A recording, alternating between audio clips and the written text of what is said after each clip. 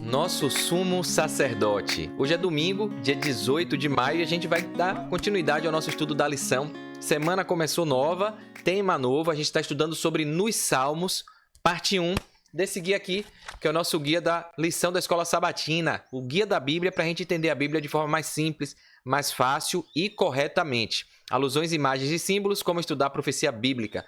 Muita gente tem dificuldade com os símbolos, com a profecia, com a interpretação correta, porque falta fundamento. E a gente tem estudado durante esse trimestre os fundamentos necessários para a gente entender os códigos mais difíceis, né? Um pouco aqui, um pouco ali, conforme a regra sobre regra, preceito sobre preceito, conforme o profeta Isaías e outros dizem na Bíblia que a gente tem que estudar, tá bom? Então, hoje vai ser bacana falar de nosso sumo sacerdote, Jesus Cristo. Fica comigo até o final, vai valer a pena, vale a nossa salvação. Logo após a vinheta.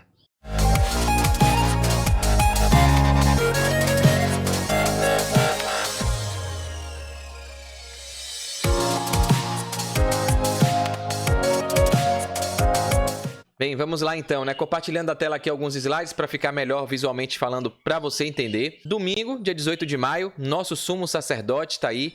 Nosso tema nos Salmos, né? Falei da imagem da interpretação ontem, no vídeo de ontem. Se você não pegou a introdução da semana, tá aqui no card, na descrição e nos comentários do vídeo, tá bom? Então pega aí para você entender o contexto, o que é que a gente vai estudar durante a semana e acompanhar a sequência lógica de tudo. O tema de hoje fala, né, do que a gente já viu durante outros estudos aqui, do tabernáculo, né? A gente viu do trono de Deus no céu, na terra, que Deus sempre tem buscado encontrar a gente, tem ido ao encontro do ser humano para restaurar, para perdoar, para dar graça, né? A fim de que ele obedeça e retome a sua origem de poder glorificar Deus, né?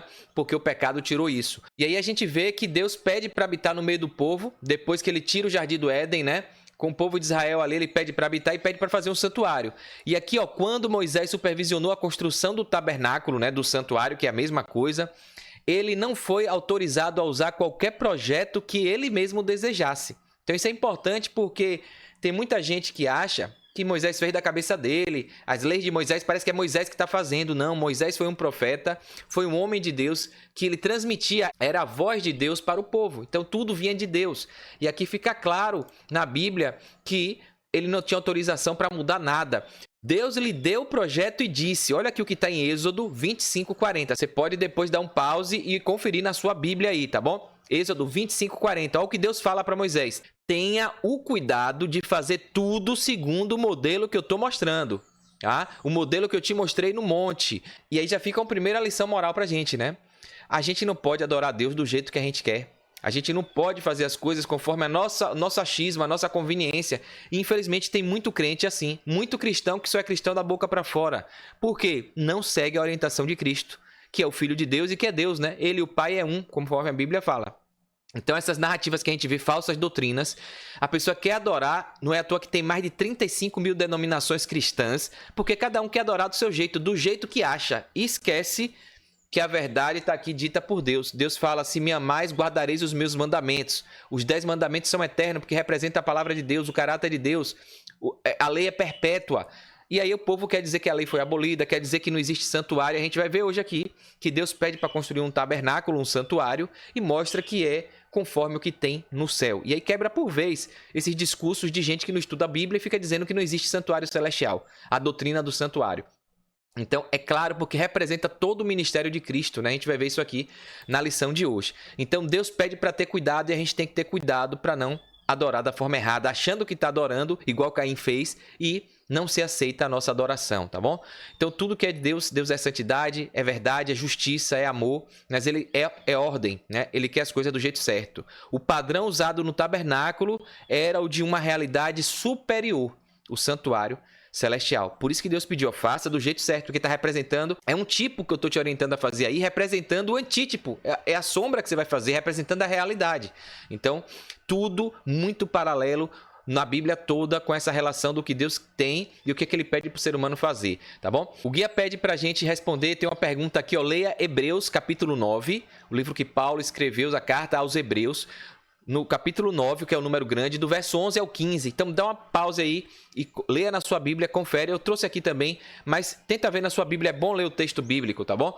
Né? E esse texto apresenta Cristo como nosso sumo sacerdote no santuário celestial. Então tá claro na Bíblia, e tem cristão cego aí. Né? E aí a pergunta, o que é que Jesus está fazendo por nós? O que é que ele faz lá no céu, nesse santuário celestial? Então, dá uma pausa aí e responde, tá bom? Então, aqui está o texto, ó, Hebreus 9, de 11 a 15. Eu vou ler rapidinho aqui, ó. Quando Cristo veio como sumo sacerdote dos benefícios agora presentes, ele adentrou o maior e mais perfeito tabernáculo. Substitua a palavra tabernáculo por santuário, que é a mesma coisa. Aqui está dizendo, Paulo está dizendo para os hebreus, olha, quando Cristo veio como sumo sacerdote, os benefícios agora presentes, ele adentrou o maior e o mais perfeito tabernáculo. Qual é esse? O original, o que está no céu. Não feito pelo homem, isto é, não pertence a esta criação terrena. Então tá óbvio aqui, e tem gente que distorce.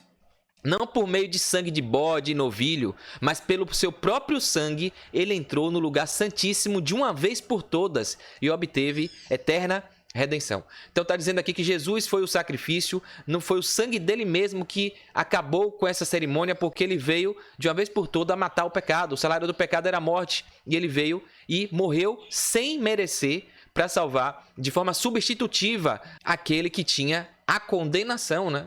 Que ia morrer. E aí Jesus veio sem culpa, sem nada, e veio morrer para substituir aquele que deveria morrer, tá bom? Que é o descendente de Adão. E olha aqui o relato que Paulo fala, ora, se o sangue de bodes e touros e as cinzas de uma novilha espalhadas sobre os que estão cerimonialmente impuros os santificam de forma que se tornam exteriormente puros, quanto mais o sangue de Jesus, que pelo Espírito Eterno se ofereceu de forma imaculada a Deus, purificará nossa consciência de atos que levam à morte para que sirvamos ao Deus vivo. Então está falando aqui, se o terrestre, que era representação simbólica, Deus não estava nem ligando para boi ou novilha, ali era só uma pedagogia, era uma didática para entender o que viria.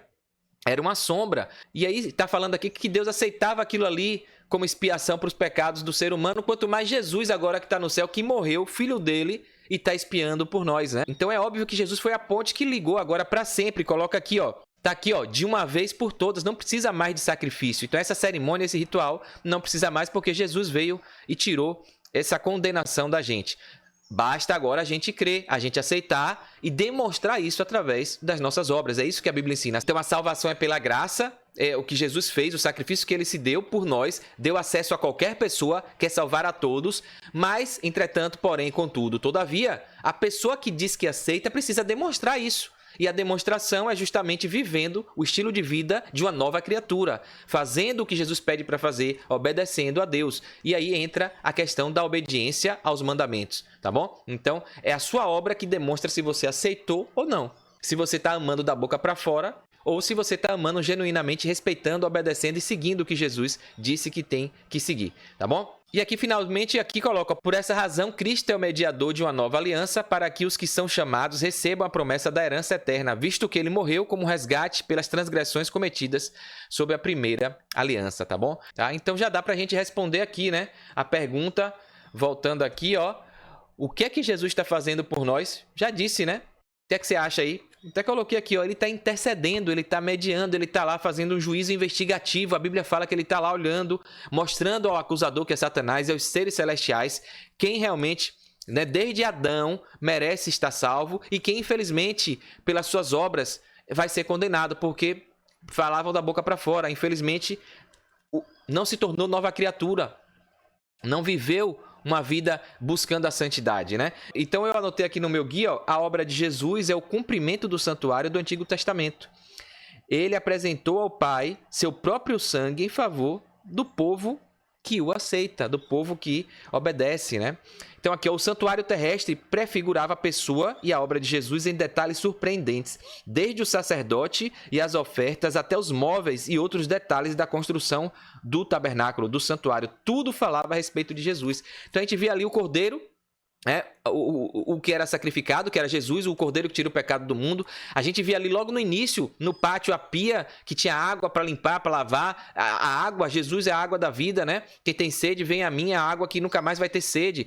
Ali, quando você entra, tem o pão, Jesus é o pão da vida. Tem ali o candelabro, o castiçal, o incenso. Então, Jesus é representado em cada peça, em tudo.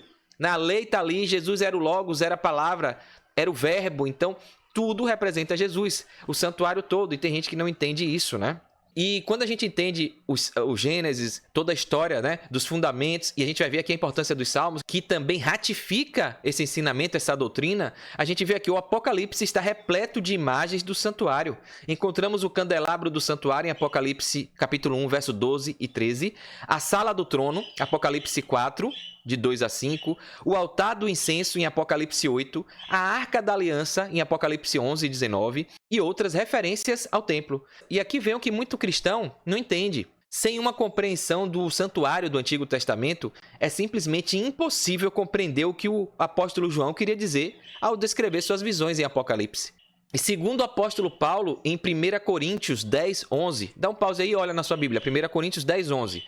O que é que o Paulo fala? Ó, as experiências de Israel aconteceram com eles para servir de exemplo e foram escritas como advertência a nós, para quem o fim dos tempos tem chegado. Então, para a gente não cair nos erros deles e para a gente realmente entender o que importa, aceitar Jesus como mediador único, digno e, por amor a ele, obedecer, porque ele veio cumprir, ele veio mostrar, tirar o radicalismo, tirar a distorção, tirar o legalismo, né? Entender de uma vez por todas o papel da graça dele e o seu papel da obediência, né? Uma coisa está ligada à outra, né?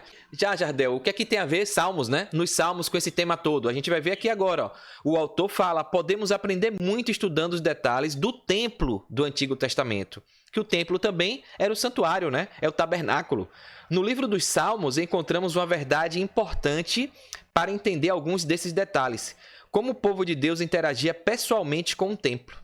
E que detalhe era esse? Era justamente como o povo de Deus interagia também ali com o templo, né? Obtemos vislumbres de como o rei Davi se envolvia com o santuário e seus serviços, e vemos a reação espiritual do povo de Deus ao que o Messias faria por eles. O santuário não apresenta apenas símbolos que nos ajudam a ver Jesus, mas por meio dele também podemos explorar as experiências pessoais daqueles que compreenderam o que Deus desejava ensinar por meio dos seus serviços. Então, no templo, por isso que é bom congregar, porque ali você vai adorar, você vai louvar, você se congrega em união e você sente a presença do Espírito Santo, você quebra o coração. Então, tem uma experiência viva quando você se coloca e participa desses rituais, dessa cerimônia. Então você entende os símbolos, então você acaba sendo transportado de alguma forma para enxergar o reino celestial, o reino de Deus, que ele veio aqui tentar mostrar que não era nesse mundo. E as pessoas demoraram para entender e até hoje demoram, né? Então aqui o autor conclui dizendo que é assim que a gente pode tirar lições preciosas para nós mesmos em nossa própria experiência com o Senhor ao ler a Bíblia toda, porque ela testifica de Jesus, Velho Testamento, Novo Testamento. Por isso que os Salmos é o tema dessa semana, num guia que está falando de profecia, alusões, imagens e símbolos, tá bom? Não é só Daniel, não é só Apocalipse. Então a Bíblia toda tem ratificações, fortalecimento da doutrina, que é uma só, né? Há um só corpo, uma só igreja, um só Deus, e tem muita gente aí distorcendo, né? Então aqui o autor pede, inclusive, para a gente ler o Salmo 122. Eu vou ler aqui com vocês rapidamente. Não podemos ir à casa do Senhor terrena, pois o templo não existe mais. O templo que Deus pediu para construir, né, para habitar. Apesar de que hoje a gente tem os nossos templos, as nossas congregações. Mas o ser humano distorceu tanto, perverteu a ideia que achava que o templo, as paredes era que valia, né? Achavam que a Arca da Aliança era que dava vitória. Achavam que era o sacrifício, os animais, né? E fizeram o bezerro de ouro, botaram a arca na frente para tentar ganhar do exército e perderam. Acharam que era o templo cheio de pompa que daria glória. E Jesus veio no segundo templo que não tinha pompa toda, mas foi um templo que teve uma glória maior porque ele, Deus, estava ali presente. Por isso que a Bíblia fala que, em um verso, que Deus não habita em templo. Por quê? Não é porque Deus não vai ali, é porque chegou o momento que o povo se desviou tanto de quem era o importante que adorou as paredes, estava adorando o espaço e não ao verdadeiro Deus, né? Então a idolatria, a distorção vai levando o homem para fazer o errado, né? Ao invés de entender o que é que Deus quer. Deus não quer adoração em si, tem um texto que fala isso. Deus quer adoradores, Ele quer que você entenda que Ele é o Criador e que Ele te criou para você honrar, glorificar a existência dEle. Então o que Ele quer é você, porque a adoração Ele tem demais de seres do universo todo, de outros mundos. Então Ele quer você, a criatura feita à imagem e semelhança dEle. Ele quer o adorador, né? Então, porque tem muita gente achando, fazendo coisas, cantando, pregando, se preocupando com o que está fazendo e esquece de se relacionar com Deus, né? Então, o autor coloca aqui que a gente não pode ir ao templo, à casa do Senhor terrena, que a gente viu ali, né, do trono de Deus, que tinha ali os querubins, essa representação do reino de Deus aqui na Terra, né? Hoje a gente tem uma igreja, mas não tem essa representatividade da glória de Deus. No entanto, que elementos desse salmo revelam o que Cristo fez por nós e que motivação ele nos traz? Observe os temas de paz, segurança, louvor e juízo, né? Então aqui no auxiliar do professor tem justamente falando do Salmo, né? 122. Então dá uma olhada aí. Aqui, embora o Salmo 122 seja atribuído a Davi, que é o Salmo 122:1, né? Muitos estudiosos questionaram essa conexão com base na referência à casa do Senhor, que está em Salmo 122, no verso 9. Então perceba como o povo não entende as coisas, né? Os fariseus, os estudiosos, os teólogos que estudam a Bíblia por pedaços, né? Em vez de entender o todo, fica querendo dividir a Bíblia em pedacinhos e aí se perde. Então, não querem atribuir o Salmo 122 a Davi, porque diz que Davi, olha a interpretação, a loucura, né? O devaneio. Argumenta-se que Davi não poderia ter mencionado a casa do Senhor, isto é, o templo de Jerusalém, simplesmente porque o templo ainda não havia sido construído em seu tempo. Então, a mente limitada, distorcida, afastada de Deus, porque no tempo dele não tinha o templo ainda construído. Então, ele está falando de outra coisa. Tem uma visão literal de uma coisa que é escatológica. Ou seja, está falando do futuro, está falando de algo profético, né? E aqui deixa claro, aí a própria Bíblia responde e o povo não percebe, ó. No entanto, o tabernáculo nos dias de Davi é frequentemente chamado de casa do Senhor. Então, se o tabernáculo, o santuário ali nos tempos de Davi era chamado de casa do Senhor, como é que a pessoa me vem dizer que não pode ser porque não existia templo? Ou seja, pega a palavra templo no pé da letra, esquece que está se referindo a templo como tabernáculo, como santuário, né? Então, em 1 Samuel 1:7, você encontra essa referência, no verso 24 também. Em Juízes, aqui, ó, Juízes capítulo 19, verso 18, você também encontra isso. Então, aqui o autor coloca aqui, né, assim, o argumento desse pessoal é quebrado, né? E o fato é que no Monte Moriá, que se tornará o lugar de Jerusalém, também é designado como Monte do Senhor. Muito cedo na história bíblica, lá em Gênesis 22:14, o casa do Senhor, o Monte do Senhor, o Monte Moriá também. E aí vem um código, uma chave para a gente interpretar a Bíblia do jeito correto. Aqui, ó. As noções de casa do Senhor e de Jerusalém devem, portanto, ser tomadas em um sentido espiritual amplo, que transcende o tempo real da pessoa que está falando ali, porque está falando profeticamente, escatologicamente, está se referindo de forma ampla a tudo que significa a profecia de Jesus, da volta de Jesus, do plano de redenção. Enquanto Davi ora pela paz de Jerusalém, somos inspirados a sonhar tipologicamente com a Jerusalém espiritual, a Nova Jerusalém, da qual a paz e o juízo irradiarão em direção às extremidades do mundo como uma bênção para as nações, né? Como está lá em Gênesis 22, 17 a 18, e comparando com Gênesis 12, 3, né? E aqui coloca, o fato de que Davi, o guerreiro, pensa na paz de Jerusalém, sugere que o mundo estará em guerra contra Jerusalém. O profeta tem em vista o evento do Armagedon, conforme está previsto ali em Apocalipse 16:16 e Daniel 11:45. Então tem um paralelismo aí entre o Salmo 122, o cântico que Davi está fazendo ali, profetizando o que está lá em Daniel e Apocalipse. Aqui vem uma explicação legal, o nome Armagedon, que significa monte da reunião, refere-se à montanha do Senhor, onde o povo de Deus se reúne para adorar. Ou seja, é um templo, é um santuário, é um tabernáculo. Essa reunião também se refere à reunião das nações que virão atacar o povo de Deus. Então percebe o paralelismo? A frase Monte do Senhor, tipologicamente, representa Sião espiritual ou a Jerusalém, a Nova Jerusalém, a Jerusalém espiritual, o povo de Deus. Então fica essa essência de que a fala de alguns salmos não é literal, ele está vislumbrando, através da inspiração divina, o que viria. Então Davi vê profeticamente que a paz do mundo depende da paz de Jerusalém. Portanto, ele nos exorta a orar pela paz de Jerusalém, da qual depende a paz, a bênção e a salvação do mundo, né? Muito bacana isso aqui. Para a gente finalizar, o vídeo de hoje ficou um pouquinho mais longo, porque tem assuntos assim bem interessantes que quebram as falsas doutrinas e ajuda a entender de fato o que é que a Bíblia está trazendo, né? Então, antes de falar aqui do comentário final, essa imagem também representa muito aqui o que a gente está estudando, né? Do Infolição, ó. O santuário terrestre não foi uma ideia humana, ele foi feito conforme um modelo celestial e revelava em cada detalhe a obra de Jesus Cristo, né? Então aqui tem os textos da Bíblia em vários lugares. Então Jesus entra com seu sangue no lugar santo, Hebreus capítulo 9, versos 11 e 12. Jesus caminha entre os candelabros do templo, está lá em Apocalipse. Jesus recebe orações no altar de incenso em Apocalipse 8. Jesus é adorado com alegria no templo, Salmo 122, 1, 2. E Jesus oferece paz aos que o buscam, falando aqui, como eu acabei de ler, da Nova Jerusalém, Davi falando da paz que viria, Salmo 122, 6 a 9. O templo já não está entre nós, mas seus significados permanecem. Nele vemos Jesus, achamos paz e renovamos o desejo de adorá-lo. Então aqui, vamos ver rapidamente, para o vídeo não ficar muito longo, Salmo 122, leia na sua Bíblia com calma. Agora perceba quando você entende que isso se refere a uma profecia, a um futuro, é um cântico escatológico falando do que virá. Veja como a gente entende o Salmo perfeitamente. Alegrei-me com os que me disseram, vamos à casa do Senhor. Nossos pés já se encontram dentro de suas portas, ó Jerusalém. E está falando da Jerusalém espiritual, né? Jerusalém, da Nova Jerusalém, da cidade santa após todo o conflito. Jerusalém está construída como cidade firmemente estabelecida. Não vai ser destruída mais. Para lá sobem as tribos do Senhor, para dar graças ao Senhor, conforme o mandamento dado a Israel. E aqui ratifica a presença da lei dos mandamentos. Lá estão os tribunais de justiça, os tribunais da casa real de Davi. Não é mais aqui tipo, não é mais sombra, é a casa real lá dentro. Orem pela paz de Jerusalém, vivam em segurança aqueles que te amam. Haja paz dentro dos teus muros e segurança nas suas cidadelas. Em favor dos meus irmãos e amigos direi, paz seja com você. Em favor da casa do Senhor nosso Deus, buscarei o seu bem. Então, essa Nova Jerusalém vai ser a paz onde não vai ter mais pranto, mais dor, mais sofrimento, mais morte, mais guerra, mais nada, né? Por quê? Porque tudo já passou, tá bom? Então, muito bacana isso aqui. Vamos ver aqui agora Ellen White, né, para finalizar. Cristo era sem pecado, de outro modo sua vida na carne e sua morte na cruz não seriam de mais valor do que qualquer outro ser humano.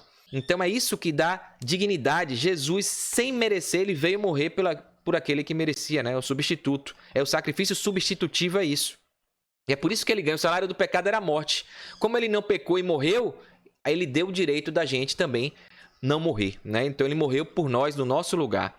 Aqui a profetisa fala que Jesus viveu em íntima associação com a divindade, por isso podia entregar sua vida tanto como vítima, como cordeiro, também como sacerdote. Ele se ofereceu sem mancha a Deus e hoje está espiando por nós, está sendo nosso defensor, nosso advogado e nosso sumo sacerdote, né? A expiação de Cristo selou para sempre o pacto eterno da graça. E esse sacrifício, essa entrega, derrubou toda a barreira que impedia o mais completo exercício da graça, da misericórdia, paz e amor para com a muito culpada descendência de Adão, né? Ellen White aqui ratifica também o que a gente viu na Bíblia, né? Que Moisés recebeu a ordem de Deus para fazer o santuário, não foi construído por seu achismo da sua mente. Esse lugar em que se ofereciam ofertas e sacrifícios era uma ilustração para os nossos dias. Seus dois lugares santos eram figuras das coisas que estão nos céus, conforme Hebreus 9, 23. Cristo, nosso grande sumo sacerdote, é ministro do santuário e do verdadeiro tabernáculo que o Senhor erigiu e não o homem. Hebreus 8, 2. Foi dada a João uma visão do templo de Deus no céu e ele contemplou tudo ali, né? 7 tochas de fogo, em Apocalipse 4, 5, que ardiam diante do trono. Viu um anjo com um incensário de ouro, que lhe foi dado muito incenso para oferecê-lo com orações de todos os santos sobre o altar de ouro que está diante do trono. Apocalipse 8, 3. Então, dessa forma, o profeta ali acabou tendo permissão de Deus para ver o primeiro compartimento do santuário celestial, né? Ele viu ali as 7 tochas de fogo e o altar de ouro representados pelo castiçal de ouro e o altar de incenso no santuário que Moisés fez aqui terrestre, né?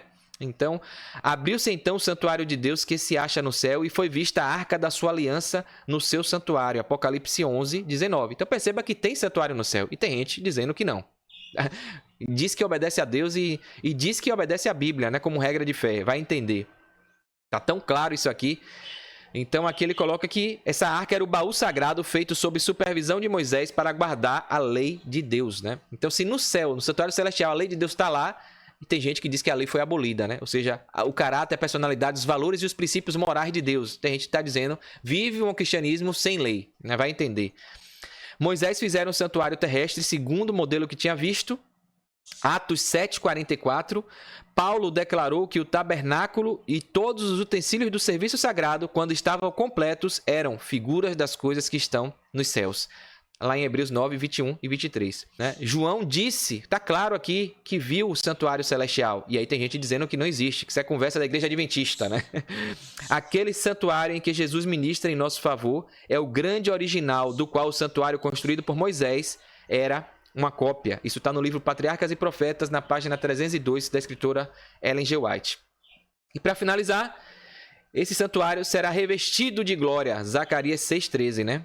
Por quê? Jesus está lá, é o nosso sumo sacerdote. A Cristo pertence a glória da redenção da humanidade decaída. Através das eras eternas, o cântico dos resgatados será: aquele que nos ama e pelo sangue nos libertou dos nossos pecados, a ele a glória e o domínio para todo sempre. Amém. Isso está no Grande Conflito, página 352. Então, maravilha a gente entender isso aí, tá? Para entender que a Bíblia toda está falando do santuário, do plano da redenção, de que Jesus é o único digno Cordeiro, advogado, sumo sacerdote e nosso Senhor e Rei. Ele e Deus são um, né? E através dele, ele é o caminho, a verdade e a vida. E quem crê nele e for batizado, será salvo. E quem ama, se me amais, guardareis os meus mandamentos. Então, tudo isso está interligado. Não dá para fazer uma coisa e esquecer outra. Porque é isso que o diabo quer, um meio termo, mentiras misturadas com a verdade, agindo justamente como os fariseus, como os escribas, os líderes religiosos da época que não reconheceram Jesus e pediram para o sacrificar na cruz. Que a gente possa ficar alerta, entender a Bíblia do jeito que tem que ser e cumprir a nossa parte aqui, que é viver sendo uma nova criatura sobre os preceitos divinos e pregar essa mensagem a todo mundo, tá bom? Então, se você gostou, curta aí, comenta, se inscreve aqui no canal, clica no sininho para esse vídeo chegar para mais pessoas e para você também receber o aviso sempre que eu postar um vídeo novo aqui, tá bom? Um forte abraço, sucesso, fique com Deus.